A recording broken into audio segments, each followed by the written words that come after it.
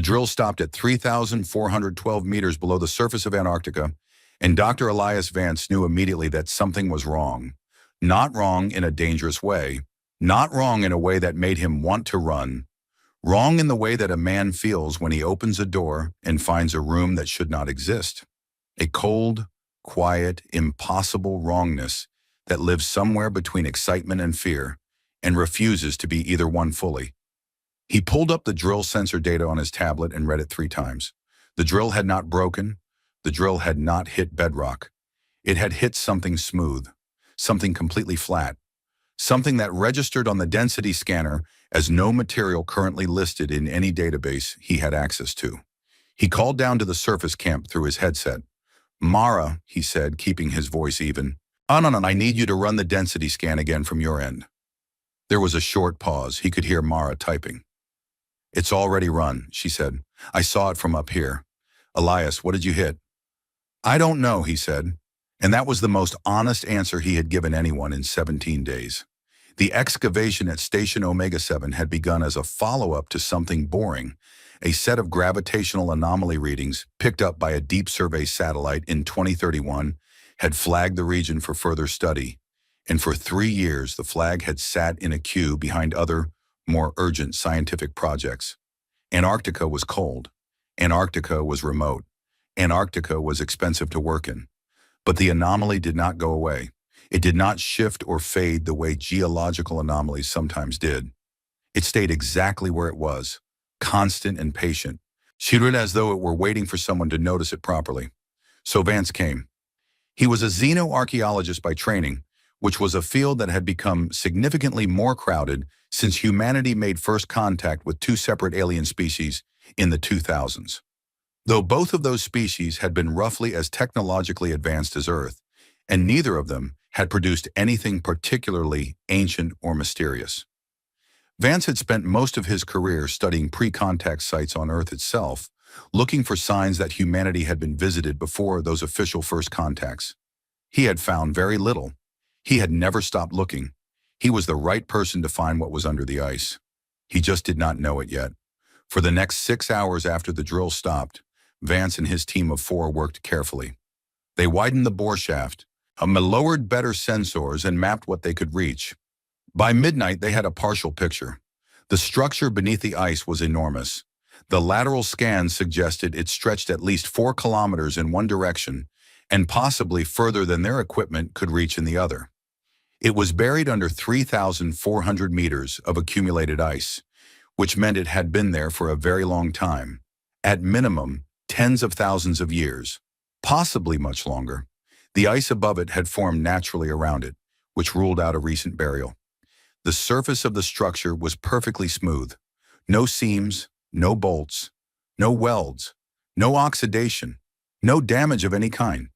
Whatever it was made of, it had spent thousands of years under enormous pressure and weight in the coldest place on Earth, without a scratch. Vance sat on an equipment crate in the drilling module at 1 o'clock in the morning and stared at the photographs from the deep camera. He had sent everyone else to bed. He needed to think, and he thought better alone. The structure was not rock. It was not ice. It was not any metal or composite that humanity had ever produced, but it was shaped. It was deliberate. Every angle was intentional. There were edges that met at exact geometric precision. And there, at the very edge of what the camera could capture before the shaft ended, there were markings on the outer surface. Engravings. Vance zoomed in until the image broke apart into pixels and then zoomed in anyway, as though stubbornness could improve the resolution. The markings were clearly text of some kind, a series of symbols arranged in what looked like horizontal lines.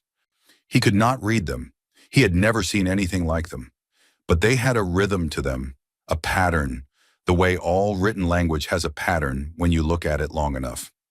He opened a photograph editor and began tracing the symbols by hand, enlarging each one and comparing it to every known prehistoric script in his database. Proto-Sumerian, Vinca symbols, the Indus Valley script, the Dispilio tablet.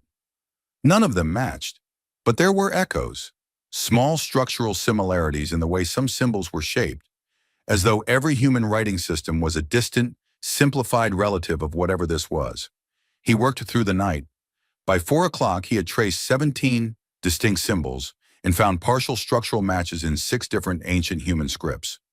By 5:30, he had a working theory, which he knew was almost certainly wrong, but which he could not stop thinking about. By 6:45, when the pale gray light of the Antarctic morning pressed against the module windows, he had made a guess at what one line of text might say. It was not a sentence. It was more like a phrase, an instruction, the kind of thing you put at the beginning of something important. He read it aloud, quietly to himself, because that is what archaeologists do when they think they have found something. They speak it into the air and see if it sounds like language. What happened next was not something he could explain later in any scientific report. The structure, 3,412 meters below him, pulsed. One single, offered deep vibration that moved up through the ice and through the drilling module floor and into the soles of his boots and up through his spine and into the back of his teeth. It lasted perhaps half a second, then it was gone. Every instrument in the module spiked and flatlined and came back online. Vance sat very still for a long time. Then very slowly, he looked at the deep camera feed. The markings on the structure's surface were glowing. Not brightly, not dramatically. A soft amber light, the color of embers an hour after a fire has gone out.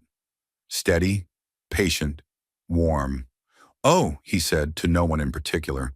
"Oh, that's not good." Commander Yara Osei was in the middle of a budget meeting when the first alert came in. She was the head of Earth's Unified Defense Force, a position that involved considerably more paperwork than anyone imagined when she first applied for it 11 years ago. The budget meeting was about maintenance costs for the orbital defense stations, and she had been mostly paying attention, which was more than could be said for the 3 admirals sitting to her left. Her personal comm unit buzzed. She glanced at it. Satellite alert. She dismissed it. Satellite alerts came in dozens per day, most of them nothing. It buzzed again. A different satellite. She frowned. It buzzed a third time. A third satellite. All 3 at once now. A triple alert tone that she had heard in drills but never in her 10 years of active service heard for real. She stood up and left the meeting without saying a word. The admirals watched her go. One of them reached for his own comm unit and went pale. And in the operations center 2 floors below, every screen was active and every technician was talking at once. Osei walked to the main display and looked at it and understood immediately why everyone was talking at once. At the edge of the solar system, past the orbit of Neptune, 40,000 objects had dropped out of faster-than-light travel in the space of 90 seconds. They were not asteroids. They were not debris. They were ships, massive, angular, organized in a formation so precise it could only be military. Each one read on the sensor arrays as heavily armed. Each one was broadcasting a signal on a frequency that Earth's contact protocols flagged immediately as Varric Empire origin. The Varric Empire was not one of the 2 species humanity had made official first contact with. The Varric Empire was something else. Earth's xenodiplomacy teams had been tracking Varric expansion signals for 7 years, watching them consume smaller civilizations at the edge of their territory, always moving outward, always getting closer. The reports had been filed. The concerns had been raised. Nobody had taken them seriously enough. 40,000 ships. Osei looked at the count twice. 40,000. Earth's entire defense fleet was 300 vessels, and half of them were in the inner system. "Are they hailing us?" she asked. "No, Commander," said the technician nearest to her. "They're scanning. Deep electromagnetic sweeps. Mapping us." "They're not announcing themselves," said Admiral Patel, who had followed her from the meeting. "They're casing the place." "Yes," Osei said. "They are." She was already thinking 3 moves ahead. She did not panic. She had always been constitutionally unable to panic, which was either a great advantage or a profound character flaw, depending on the situation. She was not yet sure which this was. Her comm unit buzzed again. This time it was a call from Antarctica, from a Dr. Elias Vance, xenoarchaeologist, who was apparently very far from his normal excavation shift hours, and who had filed an emergency research flag 20 minutes ago. She almost dismissed it. She had 40,000 enemy warships on her screen. Something made her answer. The United Nations Emergency Defense Council convened within the hour. 22 people in a room that was built to hold 40 because there had not been time to find 40. Senator Haranomo sat at the far end of the table. A thin man with careful hands and a face that had already decided what it thought before anyone had spoken a word. Osei briefed them in 7 minutes. She showed them the sensor data. She showed them the formation. She showed them the Varic Empire's expansion history, the 6 civilizations they had absorbed in the last 30 years, the 2 they had simply erased when absorption proved difficult. She did not soften any of it. 300 ships, Nomo said when she finished, against 40,000. Yes, Osei said. Then we have to talk, Nomo said. We have to open a channel and we have to talk to them, and we have to find a way to make this not a military situation. They are not hailing us, Osei said. They are scanning us. Then we hail them. Senator, Osei looked at him steadily. Mwahi, you do not hail someone who is pointing a weapon at you and start by asking how they are. You find out what you have in your hands first. There was a brief silence. What do we have in our hands? Asked one of the other council members. Osei's comm unit was already open. That is what I am about to find out. She connected to Vance again. He had been waiting. He answered before the first full ring. I found something, he said. He was breathing fast, but his voice was controlled. Under the ice, something very old, very large. And it responded when He paused. It responded to me. It's active. It's been active for about 2 hours now. The surface is glowing.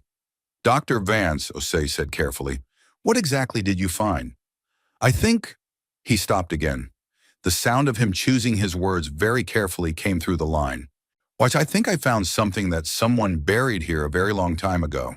And I think they buried it here because they thought they might need it someday. Need it for what? Osei asked. Vance looked at the amber glow still spreading across the structure's surface on his camera feed. He thought about the line of text he had read aloud. He thought about what it might mean, translated roughly, imperfectly, from a script 8,000 years old. For exactly this, he said. And then every communication system on Earth, every radio, every television, every phone network, every satellite uplink, every emergency broadcast channel carried the same sound at the same moment. A voice, calm and deep and speaking in every language simultaneously, not sequentially but all at once, the way a memory arrives rather than the way a message is sent. The council chamber fell completely silent. The voice said, the enemy has returned. I have been waiting. Shall I begin? 11 words. In 240 languages, all at once, all identical in meaning. Then silence. Everyone in the council chamber looked at Osei. Osei looked at the screen. 40,000 ships sitting at the edge of the solar system, scanning. She thought about what she knew.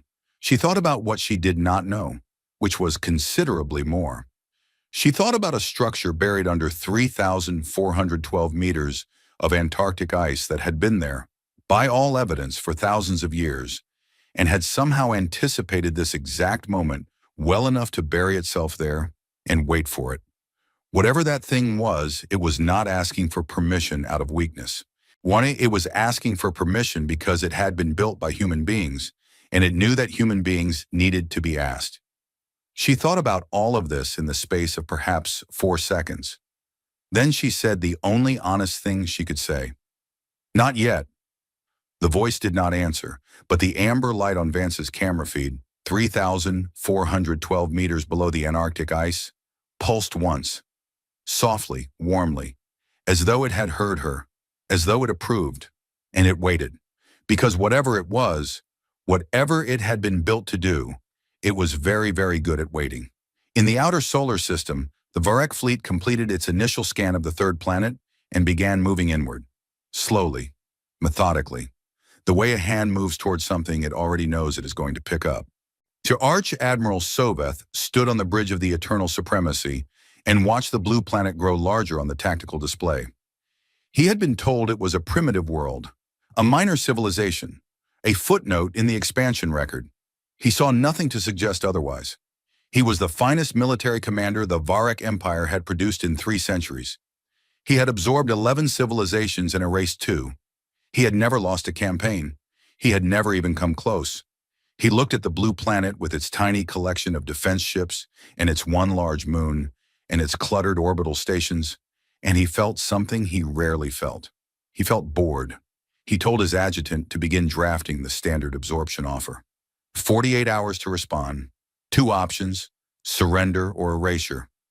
He had given this speech before, and he would give it again to the next world after this one and the world after that. He did not notice that 17 of his long-range sensor buoys, positioned in the outer system for navigation and communication relay, had gone silent in the last 2 hours. Equipment sometimes failed. It was not worth his attention. He did not know, as he watched the blue planet on his screen, that something beneath its ice had been listening to the sound of his engines since the moment his fleet dropped out of FTL travel. Something old, something patient, something that had spent 2,000 years doing nothing but thinking, and that had, in the 90 seconds it took his fleet to arrive, already begun. He did not know any of this. He would. The elevator did not exist 24 hours ago. And that was the first thing Vance noticed when the drilling team widened the bore shaft enough for a person to descend. At some point during the night, while the amber light was spreading across the structure's surface, and every instrument in the module was reading impossible numbers, a panel in the structure's outer hull had opened, cleanly, silently, as though it had always been meant to open. Inside the panel was a vertical shaft, and inside the shaft was something that functioned unmistakably like an elevator platform. It had been waiting for someone to come down. Vance went down alone. The rest of his team stood at the top of the bore shaft and watched the platform descend until the amber light swallowed him and he was gone from sight. The descent took 4 minutes. He counted his breaths to stay calm. He had 17 separate feelings during those 4 minutes and chose to focus on none of them, which was a skill he had developed over 20 years of working in places that humans had no business being. The platform stopped.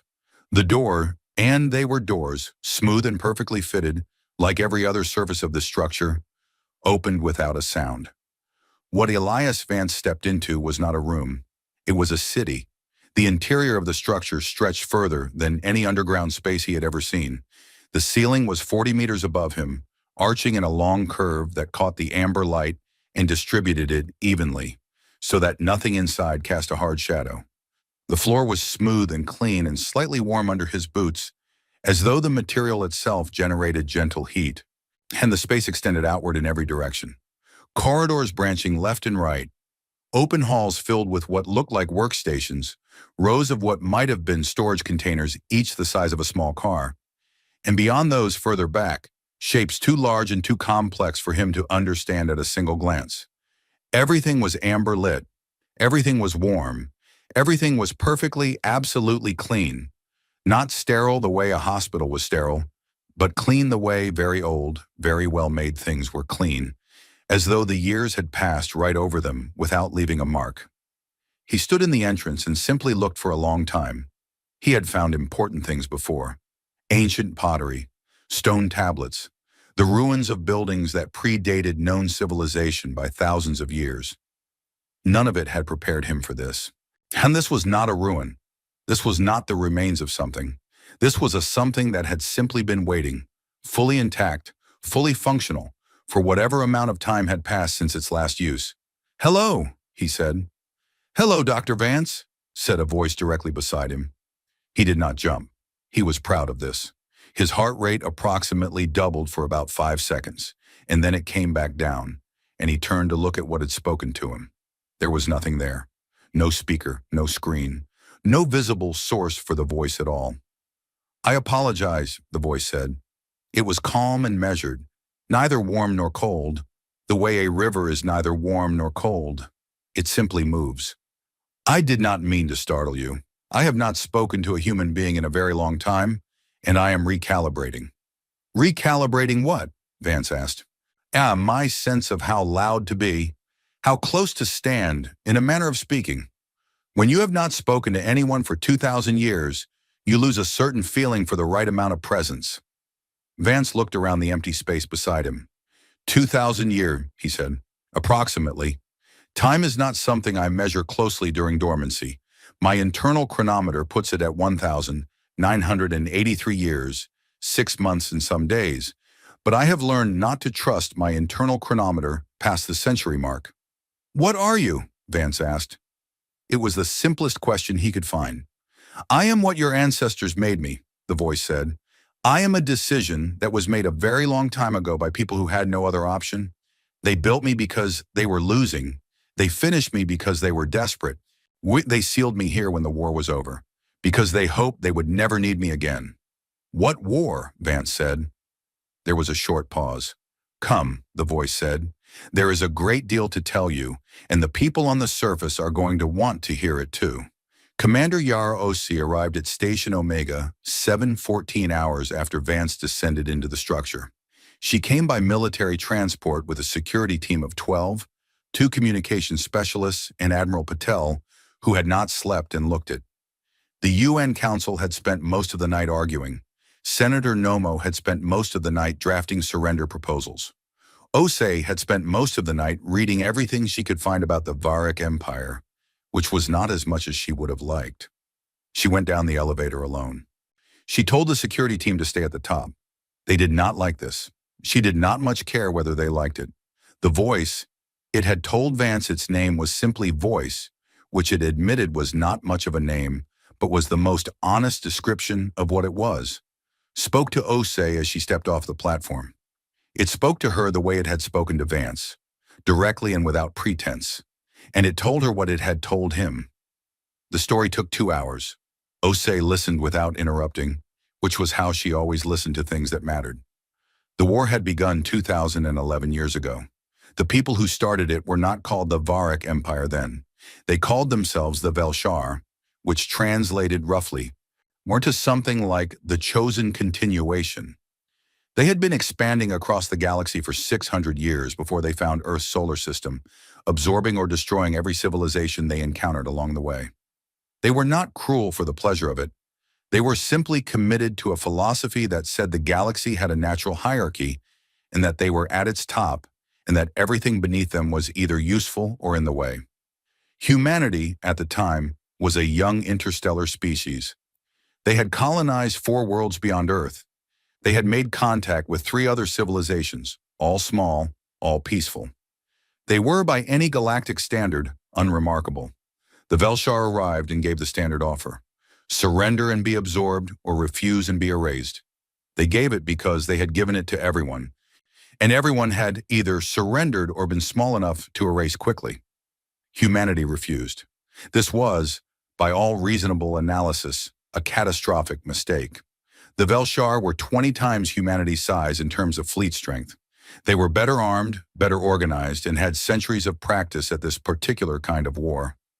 The human response, a scattered, desperate, often poorly coordinated military resistance, should have lasted perhaps 3 years. It lasted 63. Why did it last so long? Osei asked. Because of what you are, Voice said simply. Human beings under existential threat do not behave the way most species do. Most species, when threatened with total destruction, break into 2 groups: those who fight and those who surrender. The fighters eventually tire. The surrenderers make deals. The invader wins. And this is the pattern. This is always the pattern. But humans didn't follow it. Humans followed it partially. There were those who surrendered. There were those who fought. But there was also a 3rd group that no other species had reliably produced in the Velshar's experience. Voice paused. The ones who got creative. In 63 years of war, humanity lost 11 entire cities and 7 billion people. The numbers were almost incomprehensible. The loss had been deliberately buried in the historical record, softened over generations into vague references to the Great Silence, and eventually forgotten almost entirely. Partly from grief, partly from a cultural decision made by the surviving generation that some things were too heavy to carry forward into a future that desperately needed to believe in itself. But in those 63 years, humanity had also done things the Velshar had never expected. They had innovated in real time, adapting tactics mid-campaign that no military doctrine covered. They had turned civilian infrastructure into weapons. They had formed alliances with species the Velshar had already conquered, embedding themselves in the occupied territories and organizing resistance from within. They had, above all, refused to stop. And then, Vance said, he had been sitting quietly in the corner, listening to the whole story again. And then they built me, Voice said. Voice was not a weapon in any traditional sense of the word. Osei had expected a gun of some kind, something planetary, something capable of firing on a fleet from the surface. She had been wrong.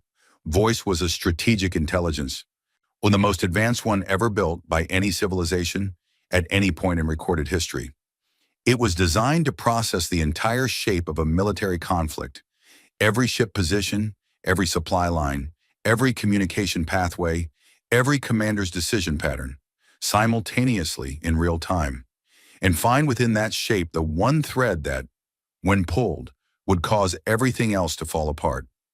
Not destroy it, not blast it to debris, unravel it. The way you unravel a knot, not by cutting it, but by understanding it. In the old war, Voice said, the final engagement lasted 8 hours. The Velshar fleet at the time numbered 60,000 vessels. I began my work the moment the battle started. I did not fire a single weapon in the human fleet's arsenal. I redirected their communications. And when I introduced navigation errors into their formation, I fed false orders through their chain of command. I found the 17 people in their entire military structure whose decisions all the other decisions depended on. And I made sure those 17 people each received wrong information at precisely the right moment. In 8 hours, Osei said, in 8 hours, the 60,000 ship fleet was in complete disarray. They had stopped fighting each other's enemies and started fighting each other by mistake. Their supply lines were tangled beyond immediate repair. Their command structure had made 3 catastrophic strategic errors based on information I had arranged for them to receive. By hour 7, they were retreating. By hour 8, they were running. And they never came back, Vance said. They never came back, Voice confirmed. They went home. They rebuilt. Over centuries, the memory of what had happened here faded. The culture changed. The name changed. The philosophy changed somewhat, though not enough. And eventually, a new generation of commanders decided that whatever had made their ancestors afraid of this particular solar system was probably superstition. Osei was quiet for a moment. And here they are, she said. And here they are, Voice said. The Varric ultimatum arrived at 1400 Earth Standard Time, broadcast on all frequencies in clear and serviceable Standard Galactic, which the translation systems handled without difficulty. It was straightforward. Earth had 48 hours to begin surrender proceedings. A delegation would be received at a point in orbit to be designated by the Varric command. All military vessels were to stand down and move to the far side of the moon. All orbital stations were to open for inspection. All planetary governments were to submit to the administrative authority of the Varric Imperial Administration, effective upon signature. If these terms were not met in 48 hours, the fleet would begin systematic reduction of Earth's defense capability, followed by orbital bombardment of population centers sufficient to demonstrate the cost of resistance. Nomo read it in the council chamber and immediately began making notes. Osei watched him from across the table and said nothing. We have to respond, Nomo said. We have to open a channel. We have to let them know we are willing to talk. We are not willing to talk, Osei said. Commander, 300 ships. I know how many ships we have. Senator. Osei looked at him steadily. And I know how many they have, which is exactly why I went to Antarctica this morning instead of sitting in a room writing letters. She pulled up the communication feed from Voice on the main screen. The council watched in silence as she briefed them on what she had learned, what the structure was, what it had done before, what it was offering to do now. Nomo's face went through several expressions rapidly. This is a machine, he said finally, an automated weapon system, thousands of years old. We have no idea if it actually works anymore, or if it ever worked, or if the story it told Dr. Vance is even true. We cannot bet the planet on a machine that woke up this morning. It did not wake up this morning, Osei said. It woke up when it was asked to. There is a difference. It still could be lying. It still could be malfunctioning. We could trigger it, and it could do nothing, and then we've told 40,000 warships to go to hell. Osei looked at the feed from Antarctica. The amber light, the patient, warm, impossible amber light. Yes, she said. We could. She went back down to Antarctica that afternoon.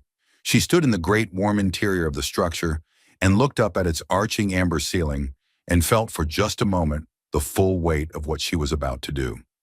Voice, where she said, I need to know one thing. Yes, Voice said. Can you win? A pause. Not a long pause, perhaps 2 seconds, but long enough to feel considered rather than automatic. Commander Osei, Voice said, I have been studying the Varric fleet for 14 hours. Their formation patterns, their communication signatures, their supply chain logic, their command hierarchy. I have already identified 43 critical nodes in their operational structure. I began addressing 6 of them 3 hours ago. Osei stared. You already started? I started the moment they arrived, Voice said calmly. I did not attack. I simply began listening and learning and making very small adjustments. The Admiral does not yet know that anything is wrong. And he will? He will, Voice said. But by the time he does, the shape of the problem he is facing will be very different from the one he thinks he arrived here to solve. Osei stood in the amber light and thought about this. Around her, the vast interior of the structure hummed quietly, not with mechanical noise, but with something subtler, with the sound of something very large, thinking very hard. Don't do anything catastrophic without asking me first, she said. Of course, Voice said. I mean it. I know you do. That is why your ancestors built me to require authorization. A brief pause. They were very wise people. In the outer solar system, Arch Admiral Soveth was reviewing the scan results from his intelligence officers when his communications chief entered the bridge with a report that 31 long-range sensor buoys had gone offline in the last 6 hours. Soveth looked at the report. 31 was more than 17. It was still, technically, equipment failure. His fleet was enormous. Equipment failed. Run a diagnostic on the relay network, he said. Already running, Admiral. Results in 2 hours. Fine. He returned to the scan results. And the planet was small and underprepared, and its military response was going to be trivially easy to neutralize. He had done this 11 times before. There was a process. There was a sequence. The process and sequence worked. He had 48 hours on the clock. He was not worried. He did not notice the 14 additional buoys that went dark while he was speaking to his communications chief. He did not notice that the navigation timing signals his outer formation relied on had shifted by a fraction of a millisecond. Too small to register as an error, just large enough over the next several hours to begin introducing tiny discrepancies in the position data of 300 ships. He did not notice any of this. And in the amber warmth beneath the Antarctic ice, Voice noted that he had not noticed, and made a quiet note in its operational record and moved on to the next 43 things on its list. The silence started in the outer system and worked its way in like a tide coming in at night, slow enough that nobody noticed the water rising until it was already at their knees. Arch Admiral Soveth had spent 31 years in the Varric military, and he had a commander's ear for silence. He knew the difference between the silence of a system at rest and the silence of a system that had stopped. The first kind was normal. The second kind meant something had gone wrong. By the morning of the second day, 30 hours after his fleet had arrived at Earth's solar system, Soveth was beginning to hear the second kind of silence in places where he had expected the first. It started with the sensor buoys. 45 of them now, dark and unresponsive. The diagnostic his communications chief had ordered came back with no useful findings. The buoys simply were not transmitting, with no apparent cause. The hardware appeared intact on the last known readings before each one went silent. There was no debris, no impact signature, no electromagnetic event that could account for the failure. They had simply stopped, one by one, as though something had walked among them quietly in the dark and turned them off with a single finger. His chief engineer said it was a power cascade failure spreading through a common firmware version. Soveth accepted this explanation the way a man accepts an explanation he does not believe but cannot immediately disprove. Then the outer formation ships began not answering. It started with one ship, the Keth Vor, a destroyer positioned at the far edge of the formation's left flank, routine patrol assignment. It missed a scheduled check-in at 700 hours. The fleet communications officer logged it and sent a repeat signal. No answer. He sent another. Nothing. He marked it for follow-up and moved to the next item on his board. At 9 o'clock, 2 more ships missed check-in, both on the outer edges of the formation. Both sent no response to follow-up signals. The communications officer reported this to the bridge. Soveth sent a courier ship to the Keth Vor to make visual contact and determine the problem. The courier ship did not return. He sent 3 more couriers, 1 to each of the 3 unresponsive ships. He gave them a maximum round-trip time of 4 hours and told them to report back regardless of what they found. None of them reported back. The silence spread through the outer formation over the next 6 hours like a slow stain. Ships that had been communicating normally and reliably simply stopped. Not all at once, not in groups, but 1 or 2 at a time, irregularly spaced, so that each individual case looked like it might be a coincidence until you looked at them all together and saw that the pattern was not random at all. The pattern was systematic. The pattern was moving inward. By mid-afternoon, 400 ships in the outer ring were not responding to any hails on any frequency. Soveth stood at his tactical display and looked at the map of his fleet with 400 gray markers where 400 green markers should have been, and he felt something cold sit down in his chest. "Are they destroyed?" he asked his tactical officer. We cannot determine that without visual contact, Admiral. There are no explosion signatures, no debris clouds, no distress signals. They are simply not there on communications. On passive, long-range sensors, most of them appear to still be present at approximately their last known positions. Appear to be. Their mass signatures are consistent with intact vessels, but their drive signatures are cold or reduced. They may be drifting. 1,000 ships don't just drift, Soveth said. No, Admiral, they don't. He ordered the inner formation to tighten. He pulled the middle ring ships in close and reorganized the command structure around his core fleet. He sent fighter scouts in small groups toward the outer ring with orders to make visual contact with the nearest unresponsive ships and report back before proceeding further. 8 out of 12 scout groups did not report back. The 4 groups that did reported something that made no military sense. The outer ring ships they had reached were intact. No damage, no hull breaches, no fires, no bodies floating in space.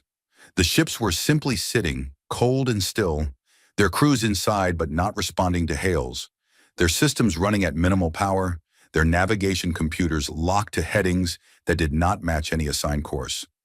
1 scout group managed to dock with an unresponsive destroyer. The boarding team found the crew at their stations, alive, uninjured, completely unresponsive, sitting in their chairs, eyes open, breathing, but not reacting to anything around them. Not asleep, not dead, simply somewhere else. The boarding team reported this and then went quiet too. In Antarctica, a voice was explaining itself to Osei and Vance in the same calm, even tone it used for everything. The method is not complicated, it said. Every military force is a machine. Like any machine, it depends on its parts working together. Take away the communication between the parts, and the machine does not break. It simply stops being able to act as a whole. It becomes a collection of separate pieces, each one confused about what the others are doing. "What did you do to the crews?" Osei asked. "The boarding team report said they were unresponsive. I modified the frequency output of their ship's internal communication system. The specific frequency I used interferes temporarily with certain neurological signaling processes. It is not harmful. It wears off within 12 hours with no lasting effects.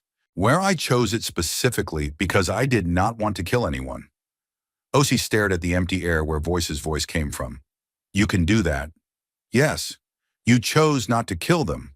"Commander," Voice said, with the closest thing to patience that a 2,000-year-old intelligence could express, "I was built to win wars, not to fill space with bodies. The goal is to stop the threat. The goal is not to demonstrate how many things I can destroy.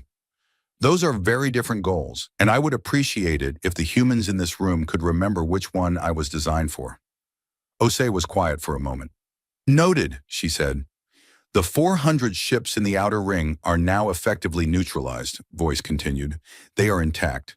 Their crews will recover, and they cannot be used as a fighting force without significant time and effort to reorganize and repair their systems.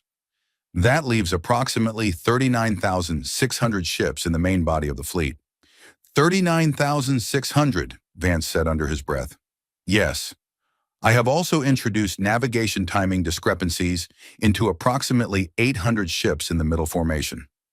These ships currently believe they are in correct positions, but their position data is slightly off. Over the next 4 hours, this will cause them to drift out of effective command coordination range. They will not know this is happening until they are already separated. How do you do all of this at once? Vance asked. He was sitting with a notepad on his knee writing. Was it because he was a scientist and scientists wrote things down even when the situation was unlike anything a scientist had been trained for? I am not doing it all at once, Voice said. I am doing it in sequence. But the sequence is very fast. I can process the entire communications landscape of a 40,000 ship fleet simultaneously and identify points of intervention in about 8 minutes. Executing the interventions takes longer because each one has to be timed relative to the others to avoid triggering alarm responses. But the planning is essentially instantaneous. What about the main fleet body? Osei asked. The core around the flagship. I am working on it, Voice said simply. These things take time to do properly. If I move too fast, the Admiral will notice a pattern and adapt. I prefer he notice things one at a time, not slightly too late to respond to each one effectively. Senator Nomo arrived at Station Omega 7 by military transport at 1700. He came with 3 of his staff and a very clear agenda. He had been trying to open a diplomatic channel with the Varric fleet since the ultimatum arrived, and he was furious that Osei had not authorized it.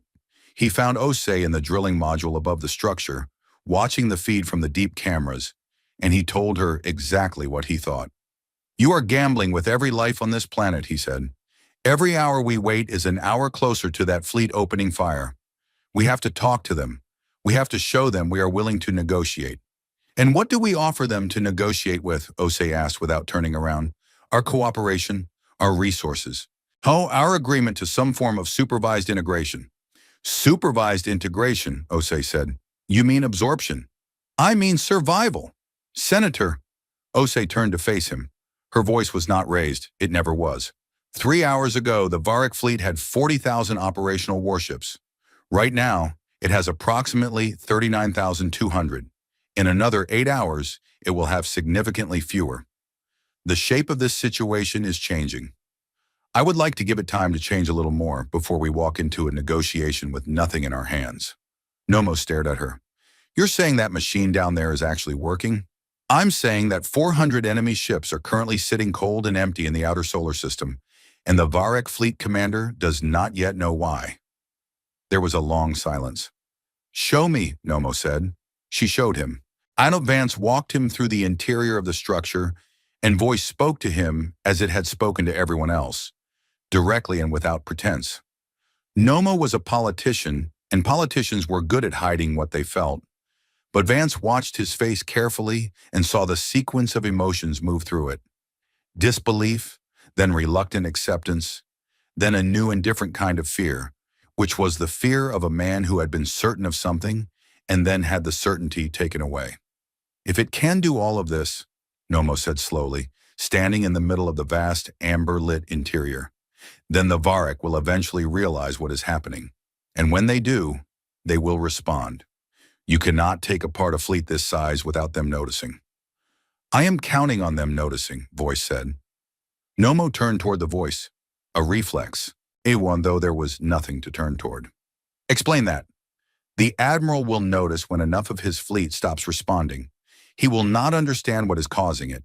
He will try conventional responses, sending scouts, tightening his formation, increasing his communication security.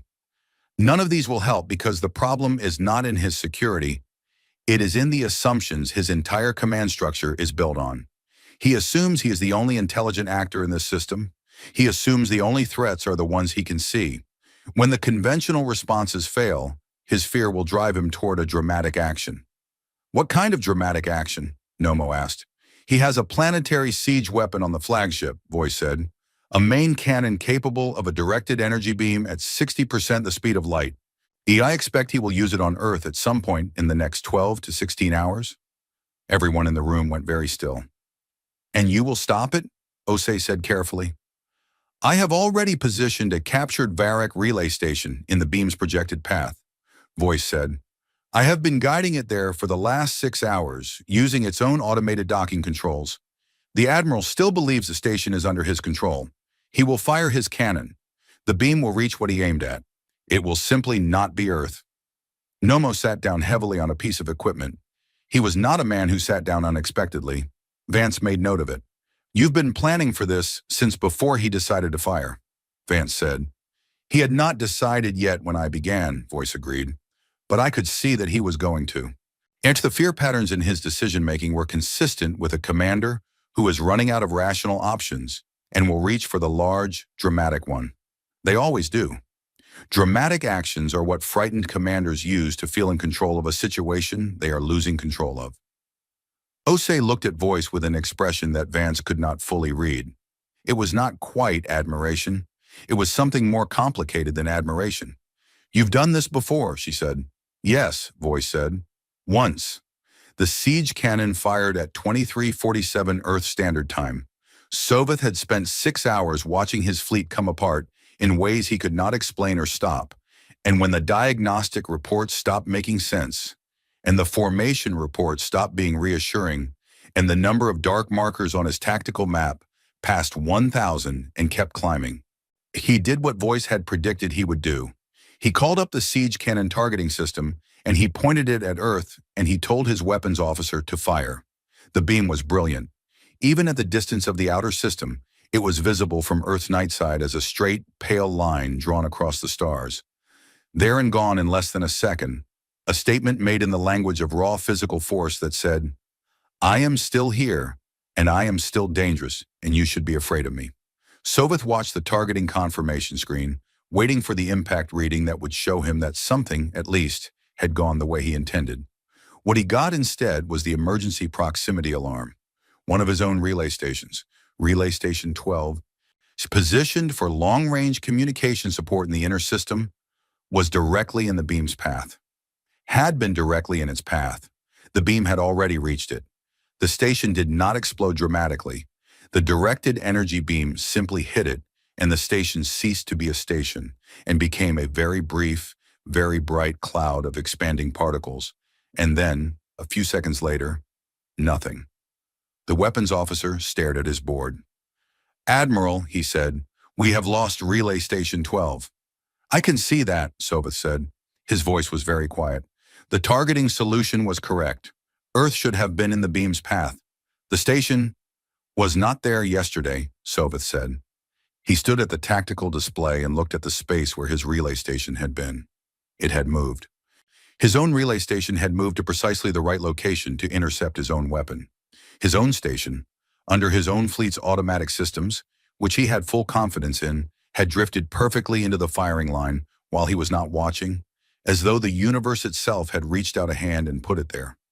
He stood there for a long time. His bridge crew was very quiet, the kind of quiet that happens when experienced military professionals realize that they do not fully understand the nature of the situation they are in.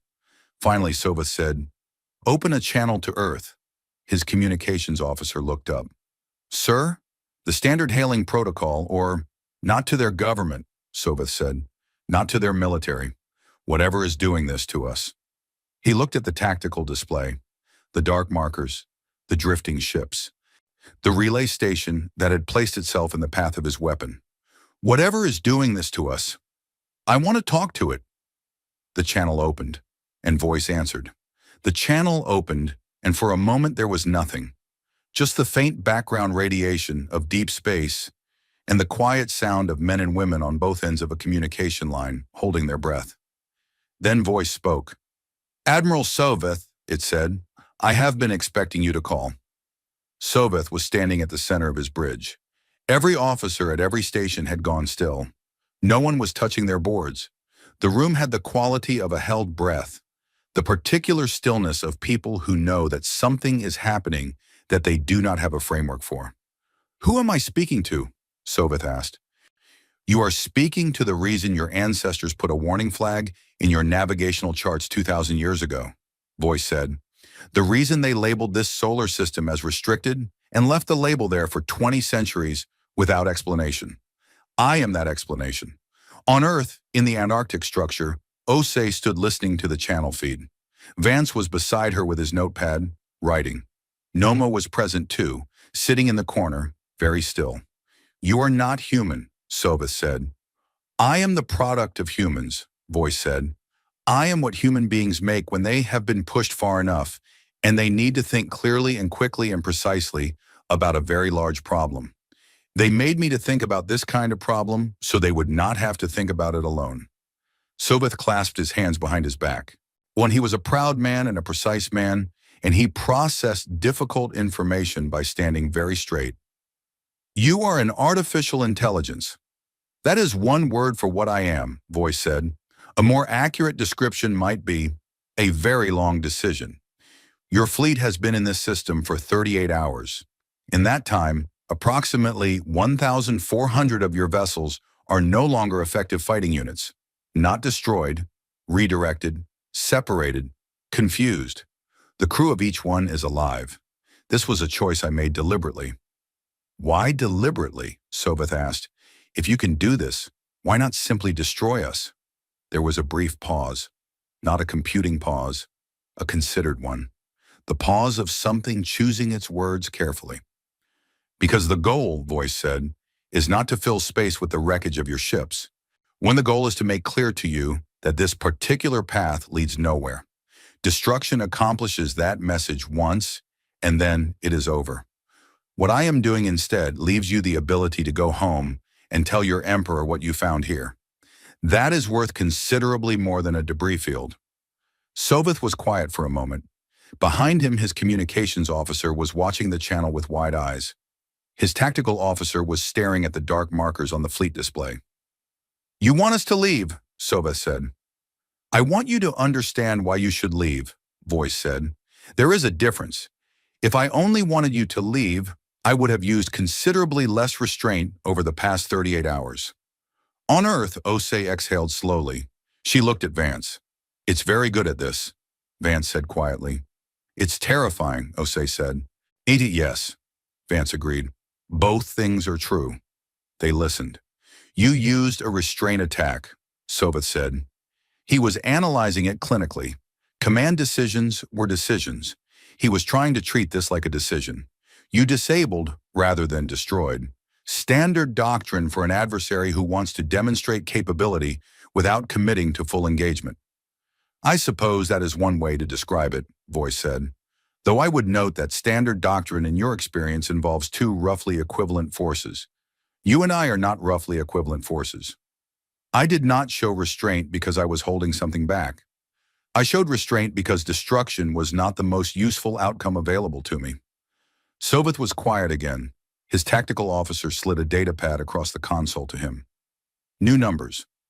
Osei, watching the channel, Hick could not see the numbers, but she could see from the way Soveth's posture shifted slightly that they were not good ones.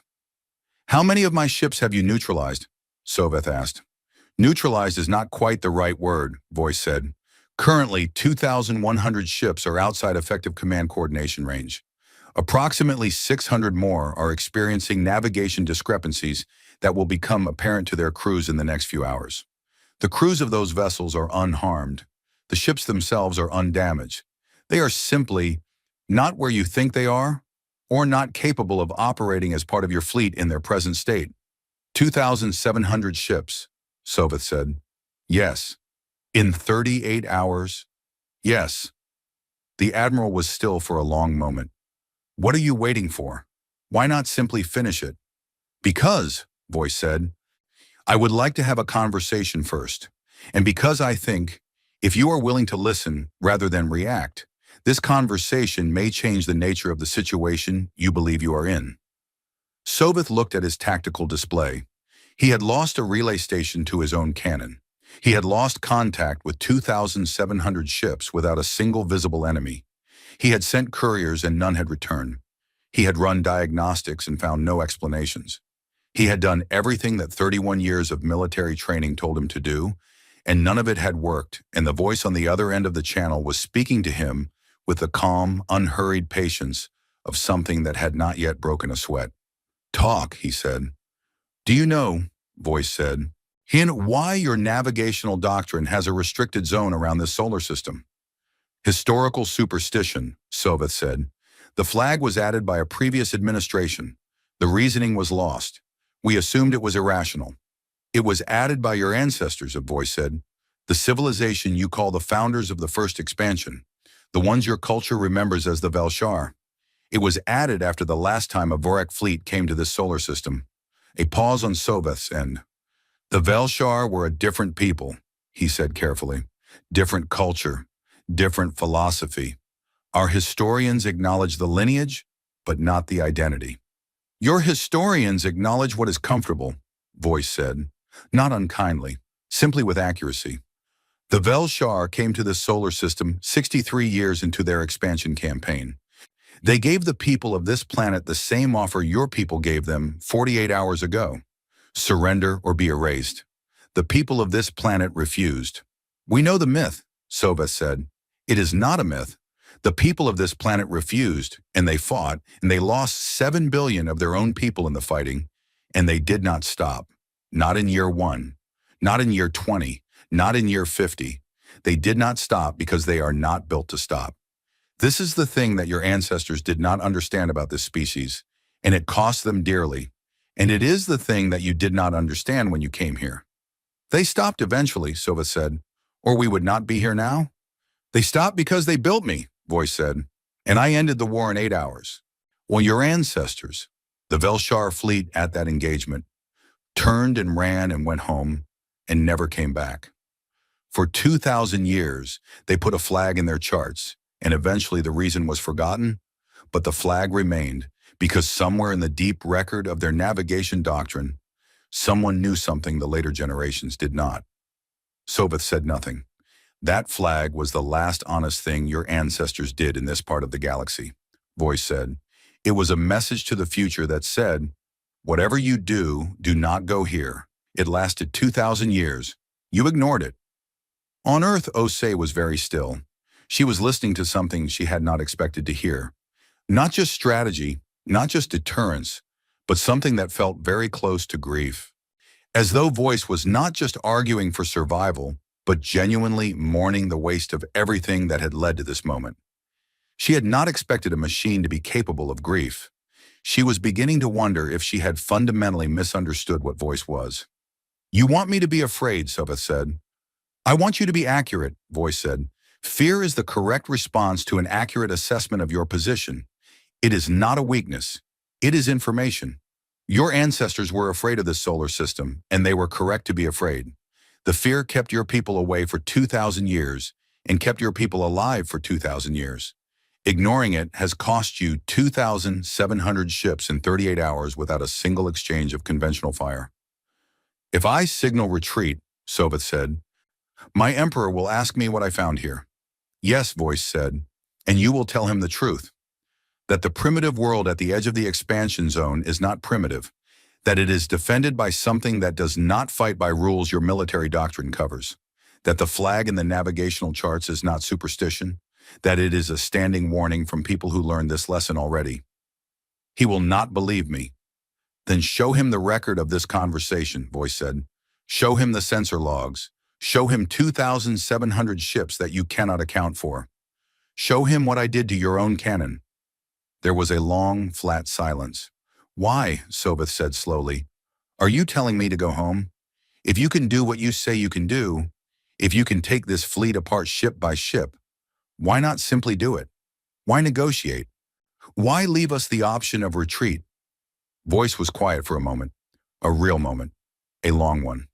Because, voice said finally, this planet has already lost 7 billion people to a war with your ancestors.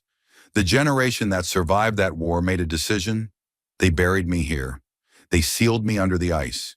They did not keep me active and pointed at the sky. They chose to forget the war, which was perhaps unwise, but they chose it because they wanted to build something forward-facing.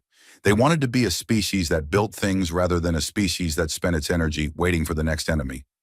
And yet here you are, Soveth said, and yet here I am. Because they were wise enough to understand that wanting peace is not the same as being safe. They buried me here as a promise to themselves. If it ever comes back, We will be ready, not eager, not waiting for the chance to fight, but ready. A pause. I would prefer not to have to prove that readiness by filling your entire fleet with corpses, Admiral. I would prefer your Emperor receives a clear report and updates his navigational charts, and this system remains on the list of places the Varic Empire does not go. That is the ending I am working toward. The other ending is available, but I do not want it. The channel had been running for 51 minutes when Senator Nomo made his mistake. He had been sitting in the corner of the Antarctic structure, listening, and as the conversation continued, his thinking had shifted. He had come to Antarctica believing that voice was a reckless gamble. He was beginning to believe reluctantly that it might work. But his instincts as a diplomat were still running, and his instincts told him that a parallel channel, a human diplomatic channel running alongside this conversation, could only help. More options were always better. He stepped away from Osei and Vance and made a quiet call on his personal comm unit to a frequency that his diplomatic staff had flagged as the Varic fleet's secondary communications channel. He told them he was a senior Earth official and that he was willing to discuss terms independent of whatever was happening on the primary channel. The Varic intelligence officer who answered was very professional and very quick. In less than 2 minutes, he had gotten from Nomo 3 things: his name, his location, and confirmation that the source of the disruption to the Varic fleet was underground in the Antarctic region. Nomo did not realize what he had done until 20 seconds after the call ended, when his own comm unit showed him that the call had been recorded and that its location data had been transmitted to the Varic fleet network. He looked up. Osei was already looking at him. She had not heard the call, but she had seen his face change. "What did you do?" she said. It was not a question. "I was trying to—" He stopped. "I told them where we were." Osei looked at him for a long moment. Her expression did not change. She turned to the air above her. "Voice," she said. "Nomo gave them our location." "Yes," Voice said. "I know. The signal was intercepted immediately." A pause. "The Admiral has now ended our conversation. He has ordered a coordinated planetary bombardment targeting this region. Every ship in effective firing range has been given a targeting solution for Antarctica." Osei stared straight ahead. "How many ships?"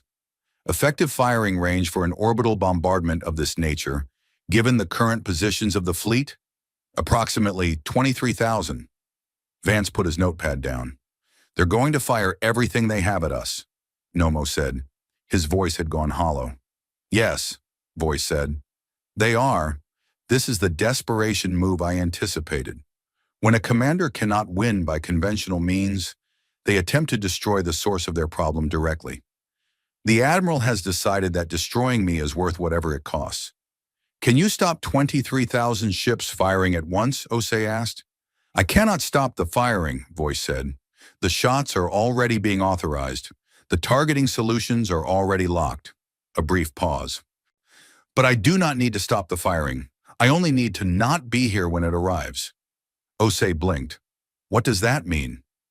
"It means," Voice said with something in its tone that was not quite warmth, but was something in that direction, "that the structure you are standing in is not as underground as the Varic Empire believes. The Antarctic base was a cradle, a sleeping place.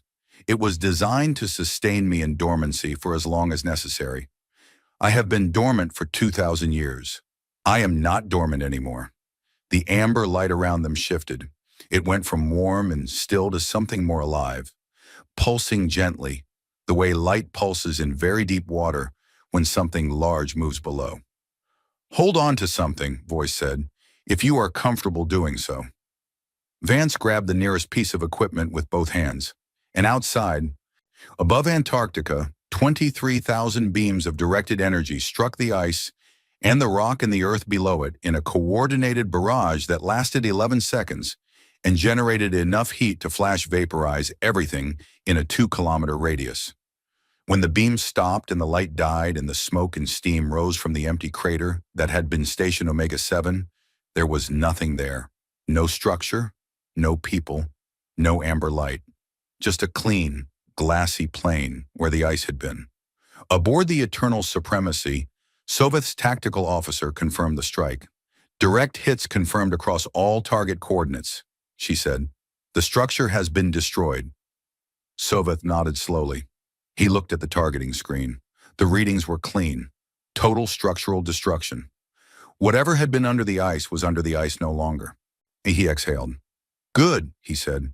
Begin fleet reorganization. We will... Admiral. The communications officer's voice was strange, careful. Soveth turned. We are receiving a signal from 23,000 ships simultaneously, the communications officer said. The same message from every targeting system in the fleet, in the same format, in the same script. He looked up. It is not a script any of our linguists recognize. Soveth walked to the communications board and looked at the message. He could not read the script, but he did not need to read it to understand that something had gone very wrong. You did not need to translate a message to understand what it meant when 23,000 of your targeting systems all displayed the same unknown text at the same moment. He called his chief linguist. The linguist arrived in 4 minutes and looked at the script and said something that Soveth would think about for the rest of his life. Admiral, the linguist said, this is related to a script form my team has been studying for years. It appears to be an ancestor to several early human writing systems. Very old, very formal. He looked up. I can only give you a rough translation, but I believe it says, you aimed at me. Now I know where all of you are. The bridge was completely silent. Soveth looked at the tactical display. The dark markers, the scattered fleet, the relay station his own cannon had destroyed, the empty crater in the ice. He thought about the voice on the channel, patient and calm and entirely without anger. A voice that had said, I do not want the ending with all the corpses. He thought about the fact that whatever that voice belonged to, it was no longer under the ice. And Arch-Admiral Soveth, 31 years veteran of the Vorik Imperial Fleet, undefeated in 11 campaigns, the finest military mind his people had produced in 3 centuries, felt something sit down in the center of his chest that he had not felt in a very long time. Real fear. Not the fear of a man who might lose.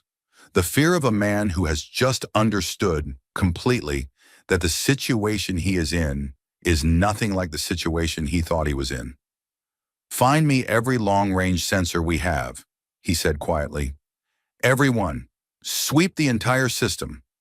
They swept. They found nothing. The silence that answered them was the most frightening silence any of them had ever heard.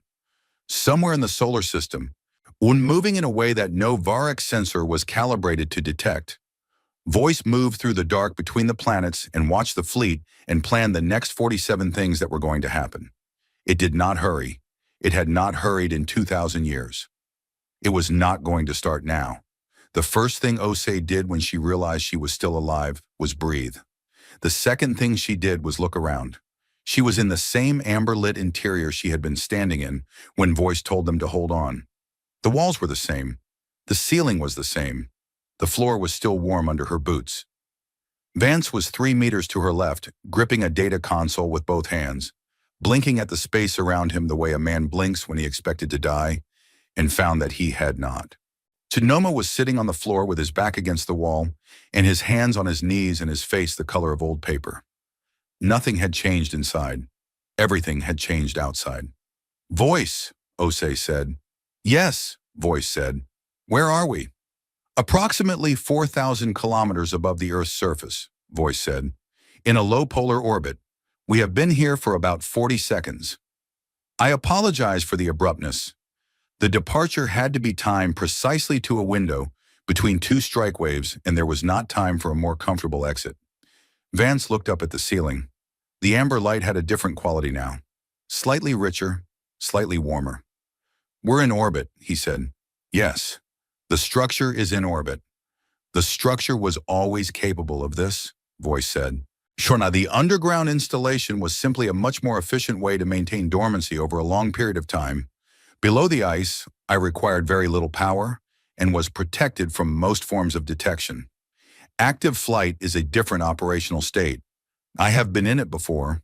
A brief pause. Once, Nomo lifted his head from the wall. Are we going to die up here? Not if I have anything to say about it, Voice said. Which I do. Osei moved to the nearest workstation. The screens there were active. She had not understood them when she first entered the structure, But in the last 2 days, she had begun to read them, the way you begin to read a language you have never studied by spending enough time around people who speak it. They showed the fleet. They showed the positions of every ship. And they showed the real-time tracking data that Voice was generating on every vessel in the Varric formation, updating faster than any human display she had ever seen. The numbers were different now. "You moved us out before the strike," she said, 41 seconds before the first beam hit. "The cradle structure, the ice, the rock, all of that is gone. The Varric fleet struck nothing of value except the planet's surface, which I regret but could not entirely prevent. There will be some environmental disruption in that region. It is recoverable.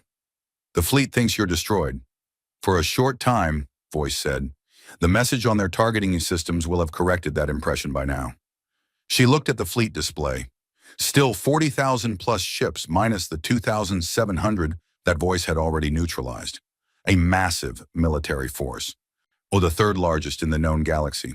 What happens now?" she asked.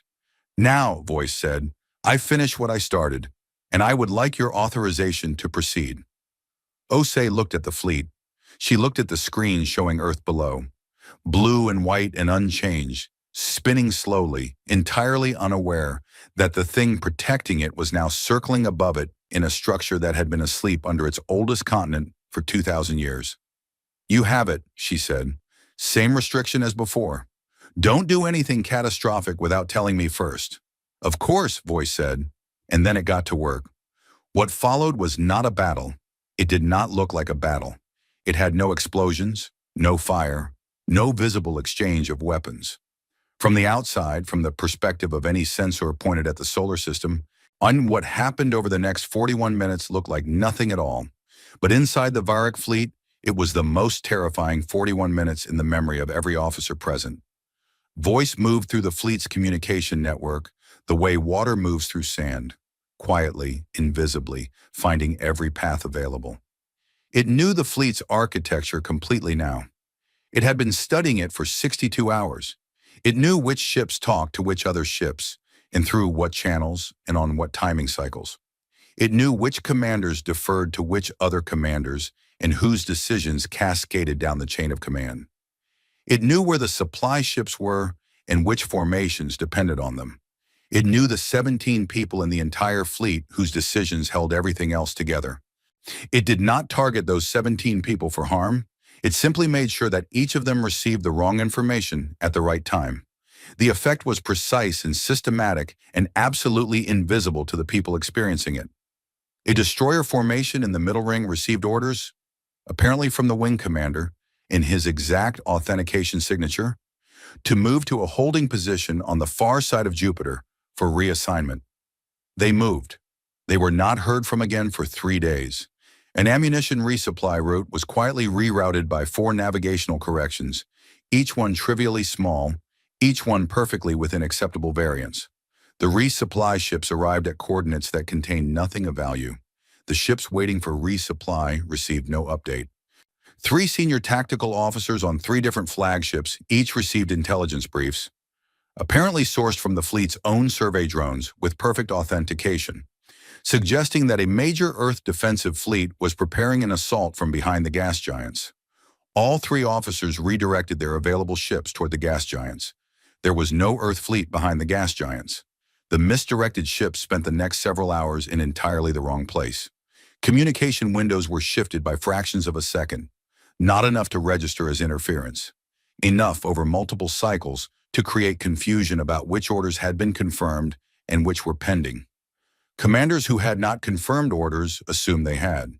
Commanders who had confirmed orders were told the confirmation was still pending. In the bureaucracy of a 40,000 ship fleet, already under stress from unexplained losses, began to jam its own gears. Voice did not sleep. Voice did not tire. Voice did not make errors or second-guess itself or wonder if it was doing the right thing. It had been built for exactly this, and it had been waiting 2,000 years to do it again, and it was very, very good at it. 41 minutes after Osei gave her authorization, Voice reported to her quietly. "The Varric fleet is no longer a fleet," it said. "It is 37,300 individual ships in various states of confusion, misdirection, and communication failure. They are not destroyed. Their crews are not dead. Their ships are largely intact. But they cannot coordinate, cannot resupply effectively, cannot follow a unified command structure, and cannot locate or engage a coherent enemy. Because there is no coherent enemy for them to find. Osei stared at the display. In 41 minutes, and she said, I am faster than I was in the old war, voice said. 2,000 years of additional processing time. It shows. Soveth knew before his officers told him. He knew it the way you know when a structure you are standing in begins to tilt. Before the instruments confirm it. Before anyone around you says anything in your body. In the part of your mind that was built to survive. The fleet was gone, not destroyed, dispersed, scattered across hundreds of millions of kilometers of space in 100 different directions by 100 different inexplicable mechanical and navigational failures, each one individually explainable, all of them together impossible without an intelligence behind them. He had seen the pattern grow over 62 hours, and he had not understood it until the last 20 minutes, when the scale of it became unmistakable. He stood on his bridge and looked at the tactical display, and the display looked back at him with no green markers left in it. Nothing but a scatter of gray and orange icons floating in space like the pieces of something that had been dropped. Sir, said his adjutant, do you have orders? Soveth was quiet for a very long time. The channel was still open. He had not closed it. Somewhere on the other end of it, he knew, was the voice that had done this. The voice that had said, I do not want the ending with all the corpses. Open the channel, he said. This time Osei spoke first. She had thought about what to say. She had thought about it during the 41 minutes voice was working, Honoré sitting at the workstation and watching the fleet come apart and thinking about what she would say when it was done. She had thought about what Noma would say, that she should offer terms, should be diplomatic, should look for something both sides could accept. She had thought about what the military textbooks would say, that a defeated enemy should be given a clear and direct set of conditions for withdrawal. She had thought about what voice would say if she let it speak for her. In the end, she did not say any of those things. Admiral Soveth, she said, I am Commander Yara Osei of Earth's Unified Defense Force. I would like to ask you a question. A pause. Then Soveth's voice. It was different from the last time. Quieter. Less the voice of a man in command, and more the voice of a man who is recalibrating. Ask, he said. Kimi, did your emperor tell you why this solar system was marked in your charts? Osei said. No, Soveth said.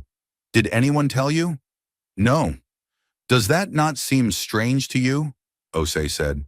A warning that has been in your navigational doctrine for 2,000 years, with no explanation attached? Soveth was quiet. We kept the warning, he said finally, even without the explanation. For 2,000 years. Yes, Osei said, which means that somewhere in the foundations of your culture, there is a memory of why. A deep, wordless, institutional memory that said, do not go there. It survived every generation that forgot the reason. It survived your entire expansion campaign. It survived until one admiral decided it was probably superstition. A long pause. Yes, Soveth said. Your people remembered, Osei said, even when they forgot. Mwane, and now you have the reason. You have it in the sensor logs of the last 63 hours. You have it in the record of this conversation. You have it in the 3,700 ships that are currently not responding to your commands. She paused. When you go home, you will have the reason. Put it back in the flag. Put it back with the words attached this time, so the next admiral who finds it knows what it means. Soveth was silent for a long time. On the bridge of the eternal supremacy, no one moved. What are you? He asked, not with hostility, with something that sounded, very quietly, like the question a man asks when he has seen something that changes the shape of the world he thought he understood. Osei glanced at the amber-lit space around her. She thought about voice. Oh, she thought about the generation that built it, the generation that had buried it and chosen to forget and still had the wisdom to make sure it existed. She thought about Vance translating a line of text 8,000 years old in the middle of the Antarctic night. She thought about 7 billion people whose names no living human knew. Before she could answer, voice spoke, softly, In Soveth's own language, precisely and fluently, the way it spoke every language, without effort, without accent, simply correctly. "We are the species that built me," Voice said, "and I have spent 2,000 years waiting to remind the galaxy of that fact." The Varric fleet withdrew over the following 36 hours. Soveth organized the retreat himself. He was still the finest military commander his people had produced in 3 centuries. And even a retreat could be done well or done badly, and he intended to do it well. He issued the orders in clear, precise language, and he stood on his bridge and watched his scattered fleet reassemble as best it could and begin the long journey home. 2,700 ships that had been neutralized by Voice in the first 2 days were reunited with the main fleet as it withdrew. Their crews had recovered fully, as Voice had promised. Their ships were intact. They were deeply confused, but they were alive. Soveth marked their confusion in his operational log and kept moving. He did not speak to Earth again. He did not speak to Voice again. But as his flagship passed the boundary of the inner system and turned toward the FTL jump point, he told his navigations officer to add a notation to the system's charts. "What notation, sir?" the navigator asked. Soveth looked at the blue planet on the long-range display. Small, blue, impossibly, stubbornly, unarguably there.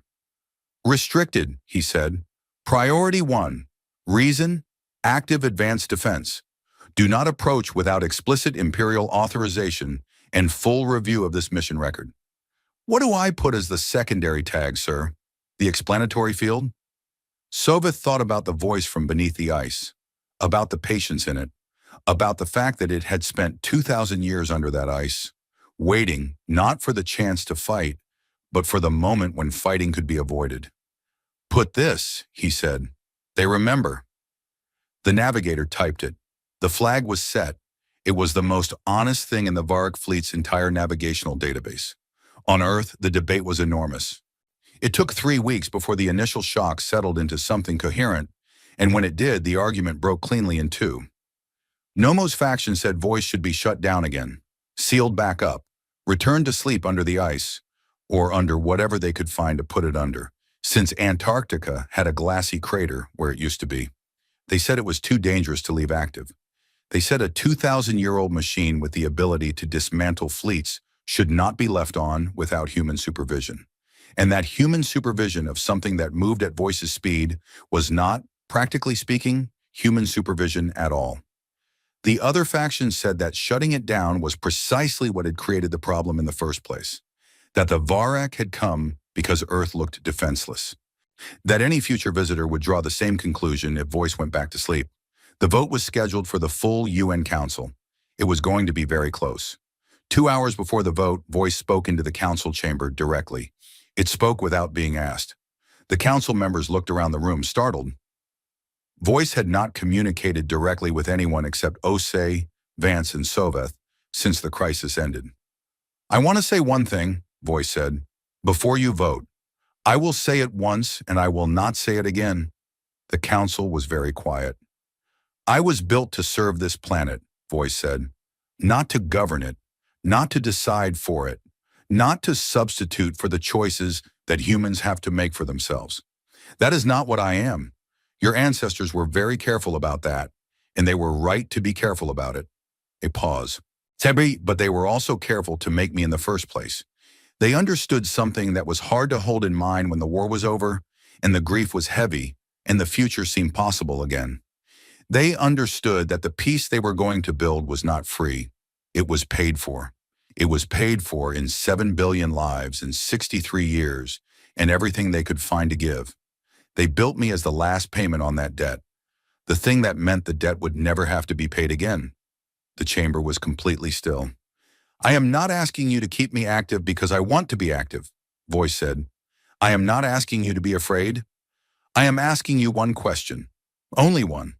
When the next fleet comes, and another fleet will come, must because this is a large galaxy and humanity is going to be in it for a very long time, do you want to be remembered? Or do you want to be forgotten again?"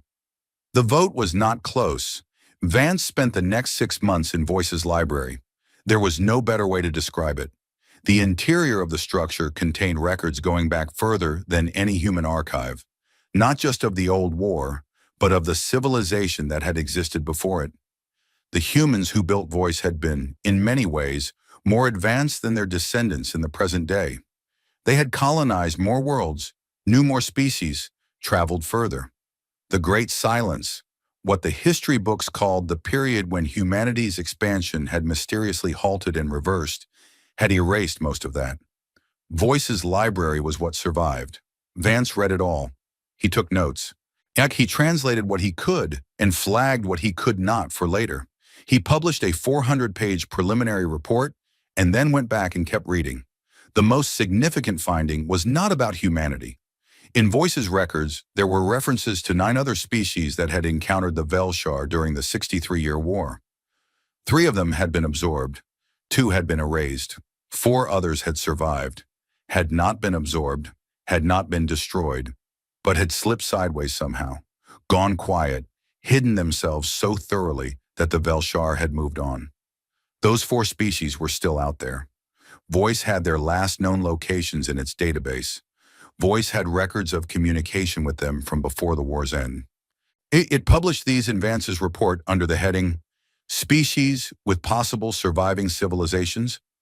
Further contact recommended. The diplomatic teams read it and went very quiet for a day. Then they went very busy. Earth was not alone in the galaxy. It had never been alone. It had simply been alone in the wrong way. Alone in its memory of what had happened. Alone in its knowledge of the war.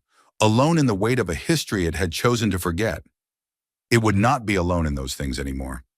Osei stood at the edge of the Antarctic crater 6 months after the bombardment. The ice had not come back yet. It would eventually. Ice always came back. But for now, there was just the glassy plain, kilometers wide, where the surface had been flash vaporized into smoothness. The polar light was low and flat and golden. And it caught the glassy surface in a way that made it look, from certain angles, almost warm. Voice was underground again, by choice this time, active but dormant. A distinction Voice had explained to her carefully, as though it mattered. Active dormancy meant it was thinking, watching, present. It had not gone back to sleep. It had simply chosen to be quiet, for now, because quiet was better than loud when there was nothing to be loud about. She stood at the edge of the crater and looked at the stars appearing in the early polar evening and thought about the conversation with Soveth, about his question, about what they were. She had not answered it. Voice had, and Voice's answer was accurate as far as it went. But she had her own answer now, the one she had thought of 6 months too late and kept turning over in her mind. Voice, she said. Yes, Voice said, from beneath her feet, warm and even and patient as always. Are you ever lonely? She asked. The 2,000 years, alone under the ice. A pause, a real one. I do not experience loneliness the way you do, Voice said. But I will tell you what I experienced. I experienced continuity. I stayed the same while everything around me changed. The ice accumulated above me. The centuries passed. The civilization shifted. The people who built me lived their lives and had their children and their grandchildren and their great-great-grandchildren for 80 generations while I stayed. I was the one constant, the one thing that did not change. That sounds lonely, Osei said. Perhaps, Voice said, or perhaps it sounds like purpose, depending on how you look at it. A brief pause. And I had a great deal of time to decide which one it was. I chose purpose. It seemed more useful. Osei almost smiled. Do you need anything? No, Voice said. I have what I need. Okay, she said. She stood there for a while longer, looking at the stars. There were more of them now, in a sense. More stars that mattered, more of the galaxy that was knowable, more of the dark that was not just dark, but populated with things that were old and strange, and had their own stories about the same long-ago war. She was not afraid of any of it. This surprised her a little. She had spent 2 years in this job being quietly afraid of the things at the edge of known space. The things moving toward Earth, the numbers that said Earth was too small and too isolated and too undefended to matter. She had carried that fear so long it had started to feel normal. It was gone now, not replaced by confidence.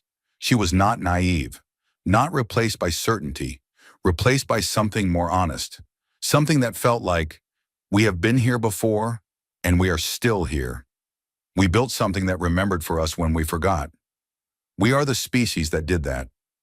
Whatever comes next, we are the species that did that. Voice, she said. Yes. If something comes, she said, if another fleet comes, you'll know before I do. Yes, Voice said. I will.